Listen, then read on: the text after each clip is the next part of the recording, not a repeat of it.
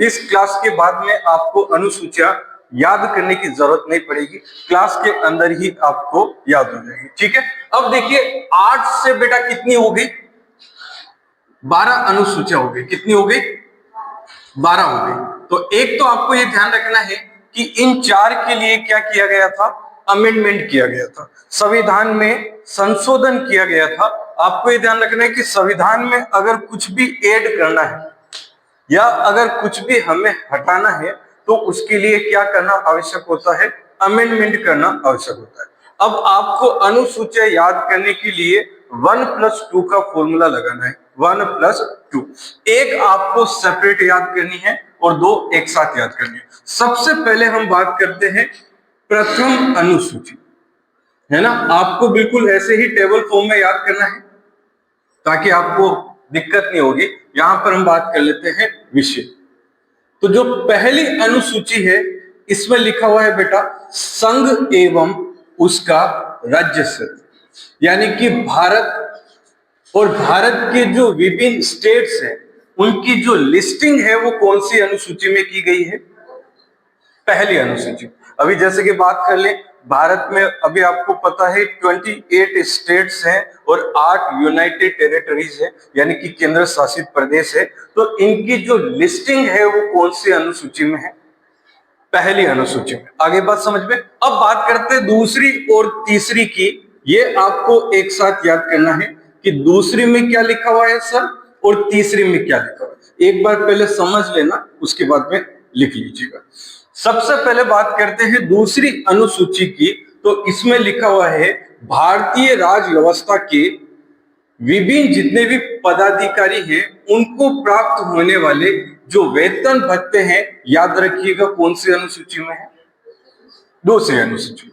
और यहां पर बात करते हैं तीसरी अनुसूची में लिखा हुआ है शपथ। क्या लिखा हुआ है बेटा, शपथ। अब एग्जाम में जब क्वेश्चन आता है तो कंफ्यूजन हो जाता है कि सर शपथ दूसरी में है या तीसरे में। अब सिंपल आपको याद रखना है, बाय द वे आप किसी जॉब के लिए कोई इंटरव्यू देने जाते हैं तो आप पहले किसकी बात करते हैं, वेतन की बात करते हैं, फिर आप क्या लेते हैं, शपथ लेते हैं। यानी कि आपको ध्यान रखना है वेतन जो है वो कौन सी अनुसूची में है, दूसरी में, और शपथ किस में है, तीसरी अनुसूची में। यहां पर एक चीज और ध्यान रखिएगा, तीसरी अनुसूची में राष्ट्रपति यानी कि प्रेसिडेंट, वाइस प्रेसिडेंट यानी कि उपराष्ट्रपति, और तीसरा आपको ध्यान रखना है राज्यपाल की शपथ का उल्लेख नहीं है।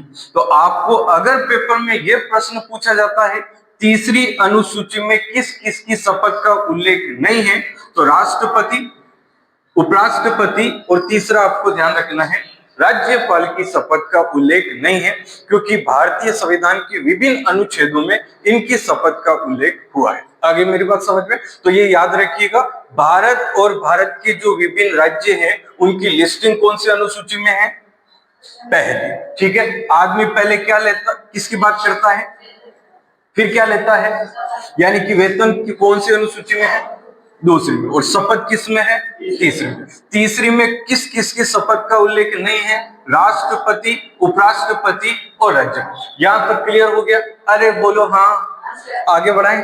चलिए जी सर, अब बात करते हैं चौथी अनुसूची। कौन सी अनुसूची, चौथी अनुसूची। मैंने लास्ट क्लास में आपको ये पढ़ाया था संसद के 3 अंग होते हैं और 2 सदन होते हैं, राज्यसभा और लोकसभा। तो चौथी अनुसूची में लिखा हुआ है राज्यसभा की सीटों का बंटवारा। क्या लिखा हुआ है बेटा, राज्यसभा की सीटों का बंटवारा, यानी कि किस राज्य से राज्यसभा की कुल कितनी सीटें होगी, इसका जो बंटवारा है, इसका जो आवंटन है, इसका जो डिस्ट्रीब्यूशन है, वो कौन सी अनुसूची में है, चौथी अनुसूची। मेरी बात तो आपको समझ में आ गई। जैसे कि अगर हम बात करते हैं राजस्थान की, तो आपको ध्यान रखना है राजस्थान से राज्यसभा की कुल 10 सीटें हैं और लोकसभा की है 25 सीटें, यानी कि हमारे राजस्थान से कुल 35 सदस्य संसद में प्रतिनिधित्व करते हैं, पार्लियामेंट में जो है उसको रिप्रेजेंट करते हैं। आगे मेरी बात समझ में। तो 4 अनुसूचियां क्लियर हो गई यहां तक। तो एक बार यहां तक नोट डाउन कर लीजिए। तो ध्यान रखना है 5वीं और 6ठी आपको एक साथ याद रखनी है। ठीक है, 5वीं और 6ठी में क्या लिखा हुआ है, इसमें लिखा हुआ है अनुसूचित जाति, अनुसूचित जाति एवं जनजातीय क्षेत्रों में प्रशासन, है ना। यानी कि जो शेड्यूल ट्राइब एरिया है वहां पर प्रशासन किस प्रकार से किया जाएगा, इसका उल्लेख जो है वो कौन सी अनुसूची में है, 5वीं और 6ठी अनुसूची में। ये आया हुआ प्रश्न है, ध्यान रखना है कि संविधान की कौन कौन सी अनुसूचियां अनुसूचित जाति और जनजातीय क्षेत्रों के प्रशासन से संबंधित है, तो 5वीं और 6ठी। पर आपको एक और चीज ध्यान रखनी है, 6ठी अनुसूची में पर्टिकुलर 4 राज्यों के नामों का उल्लेख हुआ है। आपको ट्रिक से याद रख लेना है, अमेय मित्र। क्या याद रखना है? अमेय मित्र। ए से हो जाएगा असम, मे से हो जाएगा मेघालय, मिजोरम और त्रे से हो जाएगा त्रिपुरा। देखिए एग्जाम में ऐसा क्वेश्चन पूछ सकता है, मैं आपके सामने कल्पना कर सकता हूं कि 6ठी अनुसूची में किस राज्य का उल्लेख नहीं है। ऑप्शन दिए जा सकते हैं आपको, असम, मेघालय, मिजोरम, मणिपुर। तो आपका सही ऑप्शन क्या होगा यहाँ पर? मणिपुर। आगे मेरी बात समझ में। तो 6ठी अनुसूची में क्या लिखा हुआ है? असम, मेघालय, मिजोरम और त्रिपुरा राज्यों के जनजातीय क्षेत्रों में प्रशासन किस प्रकार से किया जाएगा, इसका उल्लेख कौन सी अनुसूची में है? 6ठी अनुसूची में। हो जाएगा याद। तो 5वीं और 6ठी अनुसूचियां अनुसूचित जाति और जनजातीय क्षेत्रों के प्रशासन से संबंधित है और 6ठी अनुसूची में 4 राज्यों के नामों का उल्लेख हुआ है, असम, मेघालय, मिजोरम, त्रिपुरा। समझ गए बात को? एक बार नोट डाउन कर लीजिए। हम 7वीं अनुसूची की, मैं कई बार क्लास में पढ़ाता हूं तो जब मुझसे एक क्वेश्चन पूछा जाता है कि सर 12 अनुसूचियों में सबसे मोस्ट इंपोर्टेंट अनुसूचियां कौन सी है, तो मैं यही कहता हूं 7th, 11th और 12th। ये 3 अनुसूचियां मोस्ट इंपोर्टेंट है। वैसे तो सारी है, पर मोस्ट इंपोर्टेंट का मतलब ये तो आपको याद होनी ही चाहिए, ठीक है। तो ऐसा क्या लिखा हुआ है 7वीं अनुसूची में? तो 7वीं अनुसूची में लिखा है केंद्र एवं राज्य के बीच शक्तियों का बंटवारा। केंद्र एवं राज्यों के बीच शक्तियों का जो बंटवारा है वो कौन सी अनुसूची में है? 7वीं अनुसूची में। एक और चीज आपको ध्यान रखनी है, इस 7वीं अनुसूची में 3 और सूचियां हैं, जिसे हम कहते हैं संघ सूची, दूसरा हम कहते हैं राज्य सूची और तीसरा हम कहते हैं समवर्ती सूची। यूनियन लिस्ट, स्टेट लिस्ट और कॉन्करेंट लिस्ट, ठीक है। अब यहां पर ध्यान रखना है, संघ सूची पर जो कानून बनाने का अधिकार होता है वो केंद्र सरकार का होता है। राज्य सूची के विषयों पर कानून बनाने का अधिकार राज्य सरकारों का होता है। वहीं पर अगर हम समवर्ती सूची की बात करते हैं तो इस पर कानून बनाने का अधिकार केंद्र एवं राज्यों दोनों का होता है। लेकिन अगर दोनों के बीच में कोई गतिरोध है, ऐसी कंडीशन में ध्यान रखना है केंद्र सरकार का कानून मान्य होता है। किसका कानून मान्य होता है? केंद्र सरकार का कानून मान्य होता है। अब यहां पर एक और चीज ध्यान रखना है, संघ सूची में हम बात करते हैं पहले 97 विषय थे, परंतु वर्तमान में कितने हैं? 100 विषय। उसी तरह राज्य सूची में पहले 66 विषय थे, 66, पर प्रेजेंटली बात करते हैं तो कितने हैं? 61। और अगर हम बात करते हैं समवर्ती सूची की तो इसमें पहले 47 विषय थे, 47 थे, परंतु वर्तमान में कितने हैं? 52 विषय। आपको एक चीज समझ में आ रही होगी कि यहां पर 5 विषय कम हुए हैं और यहां पर 5 विषय क्या हुए हैं? ऐड हुए हैं। एक चीज ध्यान रखिएगा, एक संविधान संशोधन है, हम कॉन्स्टिट्यूशन की बात करेंगे तो इसमें यह संविधान संशोधन कई जगह आएगा। ध्यान रखिएगा, 42वें संविधान संशोधन 1976 के तहत राज्य सूची से 5 विषयों को हटाकर कौन से सूची में शामिल किया गया? समवर्ती सूची में शामिल किया गया। आगे मेरी बात समझ में। अब एक और चीज यहां पर ध्यान रख लीजिएगा, संघ सूची और राज्य सूची तो हमारे कॉन्स्टिट्यूशन में पहले से ही थी, समवर्ती सूची को हमने बाहर से एडॉप्ट किया है। और यह भी आपको पेपर में प्रश्न पूछ सकते हैं, समवर्ती सूची को भारतीय संविधान में किस देश के संविधान से लिया गया है? तो आपको आंसर करना है ऑस्ट्रेलिया के संविधान से। कहां से बोलो? ऑस्ट्रेलिया। आगे बात समझ में। एक और चीज ध्यान रखिएगा, जो अवशिष्ट शक्तियों का प्रावधान है वो भारतीय संविधान में लिया गया है कर्नाटक के संविधान से। कहां से बोलो? कर्नाटक से। तो मैं एक बार वापस से रिवीजन करवा देता हूं। केंद्र और राज्यों के बीच जो पावर्स का डिस्ट्रीब्यूशन है, शक्तियों का जो बंटवारा है, वो कौन सी अनुसूची में है? 7वीं अनुसूची में। 7वीं अनुसूची में कुल कितनी सूचियां हैं? 3 सूचियां। संघ सूची पर कानून कौन बनाता है? राज्य सूची पर, समवर्ती पर केंद्र एवं राज्य दोनों बना सकते हैं। समवर्ती सूची को भारतीय संविधान में कहां से लिया? ऑस्ट्रेलिया। किस संविधान संशोधन के तहत राज्य सूची से 5 विषयों को हटाकर समवर्ती में शामिल किया? 42वें संविधान संशोधन 1976 के तहत राज्य सूची से 5 विषयों को हटाकर कहां पर शामिल किया गया? समवर्ती सूची में शामिल किया गया। यहां तक कर लेंगे, एक बार लिख लीजिएगा अनुसूचियों में, है ना। अब बात करते हैं 7वीं के बाद में 8वीं अनुसूची, है ना। और 8वीं अनुसूची रिलेटेड है भारत की मान्यता प्राप्त भाषाओं से रिलेटेड है। किससे रिलेटेड है? लैंग्वेज से रिलेटेड है। किससे रिलेटेड है? लैंग्वेज। अब यहां पर भी एक और प्रश्न पूछता है जो आपको ध्यान रखना है। 8वीं अनुसूची में मूल रूप में 14 भाषाएं थी, परंतु वर्तमान में इसमें कुल कितनी भाषाएं हैं?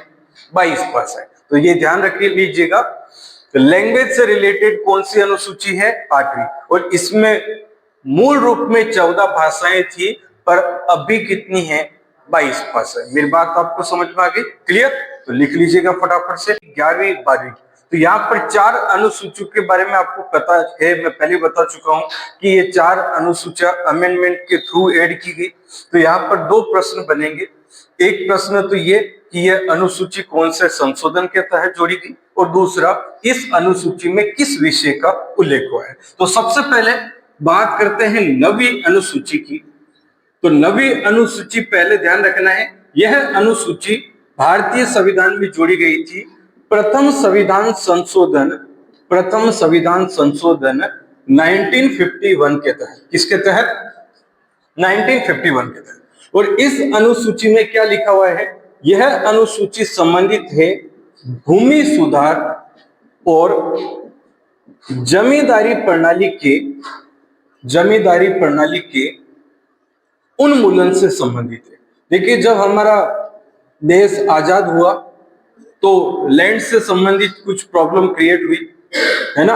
और उनको खत्म करने के लिए, उनको रिजोल्व करने के लिए, फिक्स करने के लिए हमने संविधान में 9वीं अनुसूची जोड़ी प्रथम संविधान संशोधन के तहत। तो ये ध्यान रखना, यह किससे रिलेटेड है?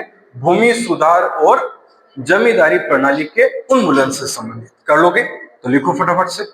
10वीं अनुसूची, ठीक है। 10वीं अनुसूची में भी वही आपके 2 प्रश्न पूछे जाएंगे। एक तो ये किससे संबंधित है, और दूसरा किस संशोधन के तहत इसको ऐड किया गया था। तो पहले बात कर ले, इस अनुसूची को भारतीय संविधान में ऐड किया गया था 52वें संविधान संशोधन 1985 के तहत। और यह अनुसूची संबंधित है दल परिवर्तन कानून से। किससे रिलेटेड है बेटा? दल परिवर्तन कानून से संबंधित है। किससे संबंधित है? दल परिवर्तन कानून से संबंधित है। ठीक है, समझ में आ गई बात? एक बार देखिए, मैं वापस से आपको समझा देता हूं। दल परिवर्तन का मतलब क्या है? देखिए, 1985 में जब गठबंधन सरकारों का दौर शुरू हो, है ना, यानी कि क्या होता था, कई बार अगर किसी पार्टी के पास में कुछ फिक्स सीटें नहीं आई हैं तो वो दूसरी पार्टी को मिलाकर क्या कर लेते थे? गठबंधन करके सरकार बना लेते। पर फिर बाद में क्या होता? समर्थन हटा लिया जाता। तो क्या होता? सरकार की भूमिका कमजोर होने लगी। तो कहा गया कि जिस पार्टी में आप हैं, नेक्स्ट इलेक्शन तक आप उसी पार्टी में रहेंगे। अगर आप पार्टी चेंज करते हैं तो ऐसी कंडीशन में आपकी सदस्यता, आपकी मेंबरशिप क्या हो जाएगी? खत्म हो जाएगी। तो ये समस्या को फिक्स करने के लिए हमने कौन सी अनुसूची को ऐड किया था? 10वीं अनुसूची। समझ में आ गई मेरी बात? तो नोट करो। आपको 3-3 प्रश्न ध्यान रखने होंगे। कितने? 3-3 प्रश्न, ठीक है, 11वीं और 12वीं। अब देखिए, एक कंसेप्ट समझ लीजिए, स्थानीय स्वशासन, है ना। जिसको आप कहते हैं इंग्लिश में लोकल गवर्नमेंट। और लोकल गवर्नमेंट जो है दो टाइप की होती है, एक तो होती है ग्रामीण और दूसरी होती है शहरी। इस ग्रामीण स्थानीय स्वशासन को हम कहते हैं पंचायती राज, है ना। एक बार पटवारी के पेपर में प्रश्न आया था पंचायती राज है, उसमें ऑप्शन थे स्थानीय स्वशासन, ग्रामीण स्थानीय स्वशासन, शहरी स्थानीय स्वशासन और उपर्युक्त सभी। तो आपका सही विकल्प क्या होना चाहिए? पंचायती राज ग्रामीण स्थानीय स्वशासन। और शहरी स्थानीय स्वशासन को हम कहते हैं नगरीय निकाय। क्या कहते हैं? नगरीय निकाय। तो आपको यहाँ पर ध्यान रखना है, जो 11वीं अनुसूची है वो ग्रामीण स्थानीय स्वशासन से संबंधित है, यानी कि पंचायती राज से संबंधित है। किससे संबंधित है? पंचायती राज। और वहीं अगर हम 12वीं की बात करते हैं तो 12वीं अनुसूची आपकी नगरीय निकाय से संबंधित है। एक तो बात यही है, एक तो आपका कंसेप्ट क्लियर हो गया कि 11वीं अनुसूची पंचायती राज से संबंधित है और 12वीं अनुसूची नगरीय निकाय से संबंधित। अब दो और प्रश्न यहाँ पर ध्यान रखना है। 11वीं अनुसूची को भारतीय संविधान में ऐड किया गया था 73वें संविधान संशोधन 1992 के तहत, और 12वीं अनुसूची को ऐड किया गया था 74वें संविधान संशोधन 1992 के तहत। आगे बात समझ में क्लियर? और उस समय हमारे देश की जो राष्ट्रपति थे वो थे शंकर दयाल शर्मा। कौन थे? शंकर दयाल शर्मा। अब इसके अलावा दो प्रश्न और ध्यान रखने हैं। 11वीं अनुसूची में पंचायती राज के कुल 29 विषय हैं और 12वीं अनुसूची में नगरीय निकाय के कुल कितने विषय हैं? 18 विषय हैं। कितने विषय हैं? 18। क्लियर हो गया कंसेप्ट कि 11वीं पंचायती राज से रिलेटेड है, 12वीं नगरीय निकाय से रिलेटेड है। 11वीं को ऐड किया गया था 73 अमेंडमेंट के थ्रू और 12वीं को ऐड किया गया 74 अमेंडमेंट के थ्रू। 11वीं में पंचायती राज के 29 विषय हैं और 12वीं में नगरीय निकाय के कितने विषय हैं? 18 विषय। कर लेंगे, नोट डाउन कर लीजिए।